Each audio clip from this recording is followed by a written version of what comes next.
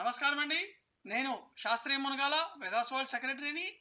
Doctor వెంకటార్ Chaganti గారు, మనం ఇంతకుముందు ఒక వీడియో చేశాము. అదేమిటంటే ఒక క్రిస్టియన్ ఉండి వేద మంత్రాల్లో భూమి స్టేబుల్గా ఉంటుంది, సూర్యుడు స్టేబుల్గా ఉంటాడు అని చెప్పి తప్పుడు వ్యాఖ్యానం చేస్తే మనం అంత తప్పు అని చెప్పి మనం కరెక్ట్ వ్యాఖ్యానం అవి ఇచ్చాము. వాళ్ళే ఇప్పుడు మళ్ళీ భూమి ఫ్లాట్గా ఉంటుంది అని చెప్పి వేద మంత్రాల్లో ఉందని తప్పుడు వ్యాఖ్యానం చేస్తున్నారు. అది మీరు కొంచెం చూసి దానికి కరెక్ట్గా వ్యాఖ్యానం ఇవ్వాలని కోరుతున్నానండి. ఉంటారండి. ఓం.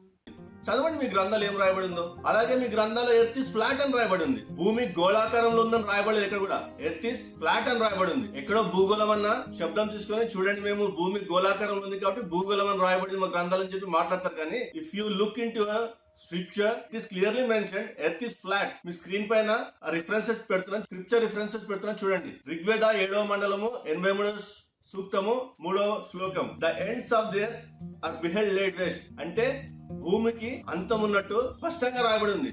అలాగే ఋగ్వేద 8వ మండలము 25వ సూక్తము 18వ శ్లోకంలో స్పష్టంగా he who hath measured with his ray the ends of heaven and earth, స్పష్టంగా భూమి ఫ్లాట్ గా ఉన్నట్టు, అంచులున్నట్టు, కొలిసినట్టు కూడా స్పష్టంగా చెప్పబడింది మీ గ్రంథాల్లో. అలాగే అథర్వవేద 15వ మండలము 7వ సూక్తం 1వ శ్లోకంలో కూడా he having become moving majesty went to the ends of the earth, స్పష్టంగా పృథ్వీకి అంతింత గాయం రాయబడి ఉంటుంది, అంటే ఫ్లాటర్. అలాగే ఇస్కాన్ వారి బిలీఫ్ కూడా. ఓం నమస్తే.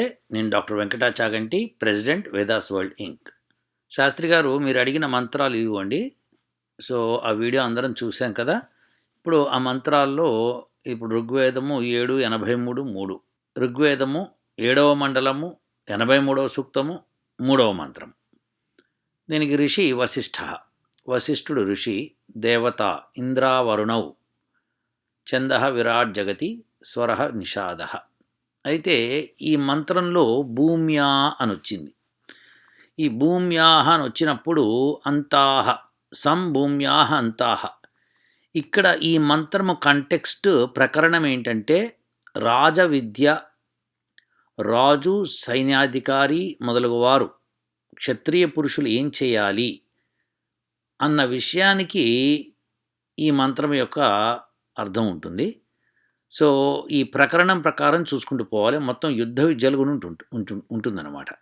ఇందులో ఇప్పుడు ఇంద్రావరుణ అంటే యుద్ధ విద్యా కుశలురగు ఓ రాజపురుషులారా, మీ శస్త్రముల శబ్దములు ఆకాశంలో వ్యాపించవలను, సంపూర్ణ భూమి యొక్క అంతము యోధులచే వినాశమొకచుండుట చూడబడవలను, శత్రువులు మా మనుష్యులందరి ఎదుటకు వచ్చి నిలువవలను, మరియు రక్షణ కోరుచు వైదిక వాణుల శ్రవణంతో మా ఎదుటికి రావాలను.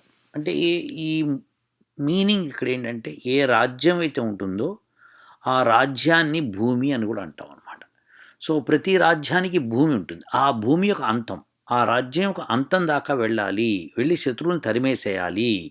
ఇప్పుడు మనం ప్రస్తుతం భారతదేశం కానీ ఇంకొక దేశం కానీ చూస్తే ఆ భూమి అంతం దగ్గర సైనికులంతా కాపలా కాస్తూ ఉంటారు, వేరే వాళ్ళు లోపలికి రాకుండా. సో ఈ మీనింగే అక్కడ ఉంది. సో దీన్ని భూమి అంతా అంటే ఫ్లాట్, అర్త్ ఈజ్ ఫ్లాట్ అని ఎక్కడా లేదు. ఇక్కడ అర్త్ ఫ్లాట్ అని ఎక్కడుంది? అంతాహ అని ఉంది. అంటే మనం మన రాజ్యాన్ని మనం కాపాడుకోవాలి, ఎలా కాపాడుకోవాలి అని ఇక్కడ ఈ మంత్రంలో చెప్తున్నారు. దాని అర్థాన్ని తీసుకొని అర్త్ ఫ్లాట్ అంటే ఏమైనా అర్థం ఉంది అసలు? అంటే అంత బ్లైండ్గా ఒక వేదం మీద అంత కక్ష పెట్టుకొని అవతల వాళ్ళు అలా మాట్లాడటం అంటే వాళ్ళలో ఉన్న ఇన్ఫీరియారిటీ బోధపడుతోంది. ఇప్పుడు ఇంకొక మంత్రంకి వెళ్దాం. సరే, ఆ మంత్రంకి వెళ్ళినప్పుడు ఈ భావార్థం, ఇందాక మంత్రం యొక్క భావార్థం ఏమని చెప్తున్నానంటే, రాజధర్మమును పాలించు ఓ విద్వాంసులారా, మీరు దురాక్రమణ నొనర్చు శత్రువులపై ప్రత్యేక ఆక్రమణ నొనర్చుడు, మీ అస్త్రశస్త్రముల ధ్వనులు ఆకాశంలో ప్రతిధ్వనింపవలెను. ఇందువలన మీ శత్రువులు భయభీతులై వేదవాణులను ఆశ్రయించుచు మిమ్ము శరణ వేడవలను, అనగా తమ దుష్ట స్వభావమును త్యజించుచు ప్రజలందరి ఎదుటకు వేదశరణమునకు రావలను.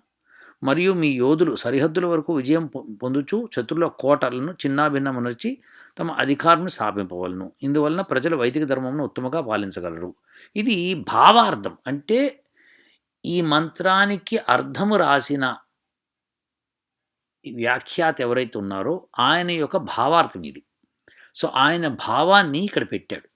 సో ఇప్పుడు మనము ఇందాక మంత్రం మీనింగ్ చూసినప్పుడు ఆ మంత్రం మీనింగ్‌కి తన భావన జోడించి చెప్పడాన్ని భావార్థము అంటారనమాట. ఇందులో మనం తెలుసుకోవాల్సిందేంటంటే వేదవాణుల్ని ఆశ్రయించి మనము ఈ శత్రువులు ఎందుకు మన శరణు వేడాలి అంటే వాళ్ళకి వేద ధర్మాన్ని బోధించటం అని చెప్పడం అనమాట. వేద ధర్మం బోధించకపోతే ప్రపంచంలో శాంతి స్థాపన కాదు. అదనమాట. సో అందుకని మనము ఆహ్, అర్థం చేసుకోవాల్సిన మంత్రంలో వేదవాణులు ఉపయోగిస్తూ వాళ్ళు ప్రజలందరి ముందుకు రావాలి. అంటే ఆ శత్రువుల్ని ప్రజల ముందుకు తీసుకొచ్చి మేము ఈ శత్రువుల్ని పట్టుకున్నామని చూపించాలి పబ్లిక్‌కి. పబ్లిక్‌కి మన వాళ్ళు అంటే మన రాజ్యంలో ఉన్న రాజులు లేకపోతే సైన్యాధికారులు ఆ పబ్లిక్ ముందుకి దుష్టుల్ని తీసుకురావాలి. తీసుకొచ్చి చూపించాలి. అప్పుడు సైన్యం ఎంత పటిష్టంగా పనిచేస్తోంది మన కోసం అని ప్రజలకు అర్థమవుతుంది. ప్రజలకి మేము ఖచ్చితంగా కట్టుబడి ఉన్నామని సైనికులు కూడా చెప్పాలనమాట. సో ఈ విధంగా చేస్తేనే అప్పుడు ప్రజల్లో భయం పోతుంది. శత్రువుల్ని పట్టుకోగలిగాం కాబట్టి భయం పోతుందనమాట. అప్పుడు వాళ్ళు మనశ్శాంతితో జీవించగలుగుతారు. ఇది ఈ మంత్రం యొక్క అర్థం అనమాట. మనము ఈ మంత్రం నుంచి ధర్మాన్ని తీసుకోవాలి. శత్రువుల్ని రాజ్యం చివరి దాకా, అంచుల దాకా వాళ్ళని మన భూమి ఉన్నంత అంచుల దాకా, భూమి అంటే పృథివీ అని తీసుకోకూడదు ఇక్కడ.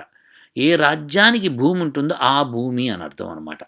ఆ భూమి అంతం దాకా మనము శత్రువుల్ని పారదోలి ఒకవేళ వాళ్ళు కనుక పరాజయం పాలై మన చేతుల్లో చిక్కుబడితే వాళ్ళని ప్రజల ముందుకు తీసుకొచ్చి వాళ్ళ చేత వాళ్ళకి రక్షణ మేము ఇస్తున్నామని చూపించాలన్నమాట.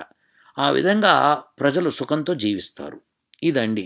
ఇలా భావార్థం నేను చెప్పాను. అదే భావార్థాన్ని ఈ వ్యాఖ్యాత చెప్పారు. సో ఈయన చెప్పిన విధానికి నేను చెప్పిన విధానికి మనకు అర్థమైన దాన్ని బట్టి మనం చెప్తాం. కానీ మంత్రం అయితే ఇది. సో ఈ మంత్రం దాన్ని తీసుకొని దాని యొక్క ప్రకరణం ప్రకారము అర్థం చేసుకుంటూ ముందుకెళ్ళాలి. కానీ భూమి ఫ్లాట్‌గా ఉంది, ఇక్కడ భూమి ఫ్లాట్‌గా ఉందని ఎక్కడ రాయలేదు. ఏదో పిచ్చి పిచ్చి మాట్లాడడానికి వాళ్ళకి నోరుంది, యూట్యూబ్ ఉంది కానీ పెట్టేస్తున్నారు. అది తప్పండి. అలా చేయకూడదు. మీరు మంచి మనసుతో అర్థం చేసుకోవడమే కాకుండా ఇతరులకు కూడా అర్థం చేయించాలి. Anyhow let's go for another మంత్ర. ఇప్పుడు ఇంకొక మంత్రం ఋగ్వేదము 8:25-18. సో 8వ మండలము 25వ సూక్తము 18వ మంత్రము. దేవత మిత్రావరుణ. ఇక్కడ కూడా అక్కడేమో ఇంద్రావరుణ, ఇక్కడేమో మిత్రావరుణ. సో ఇక్కడ మనం చూసాం కదా ఇందాక ఇంద్రావరుణ, ఇక్కడేమో మిత్రావరుణ. సరే ఇప్పుడు ఈ మంత్రానికి పృథివ్యాహ అని వచ్చింది. సరే ఇక్కడ ఫ్లాట్గా ఉందా లేదో చూద్దాం. ఏ బ్రాహ్మణుడు దివహ పృథివ్యాహ అంతాన్ ద్యుల్లోకము మరియు పృథివీ యొక్క అంతిమమును రశ్మినా విజ్ఞాన తేజముతో పరిమమే కొలిచెదరో వారు తమ మహిత్వా జ్ఞాన మహిమచే ఉభే రోదసి, ఉభే అంటే రెండు అనమాట, రోదసి పృథ్వీ మరియు జుల్లోకములను జ్ఞానము మరియు కర్మల ద్వారా పూర్ణమునర్చెదరు అని స్పష్టంగా ఈ మంత్రం. ఇక్కడ ఫ్లాట్ అని లేదు. కొలవటము అంటే ఇక్కడ రశ్మినా అని వచ్చింది. అది వదిలేసి మిగతా అంతా చెప్తే ఎట్లా? రశ్ములు అంటే ఏమిటి? ఎలక్ట్రోమాగ్నెటిక్ రేడియేషన్ రశ్ములు అంటారు అనమాట. ఎలక్ట్రోమాగ్నెటిక్ రేడియేషన్ ద్వారానే ఈ రోజున మనము ఇది ఇంత దూరంలో ఉంది, అదంతా ఆ స్టార్ ఇంత దూరంలో ఉంది, ఇన్ని లైట్ ఇయర్స్ దూరంలో ఉందని చెప్పగలుగుతున్నారు ఈరోజు ఆస్ట్రోనామర్స్. ఎలా చెప్పగలుగుతున్నారంటే ఎలక్ట్రోమాగ్నెటిక్ రేడియేషన్ ద్వారానే. సో దాని ద్వారానే వాళ్ళు చెప్పగలుగుతున్నారు ఈ ఫలానా స్టార్ ఇంత దూరంలో ఉంది, ఈ ఫలానాది ఇంత దూరంలో ఉందని. సో ఎవరైతే అలా చేయగలుగుతారో వాడిని బ్రాహ్మణుడు అనాల్సి వస్తుంది.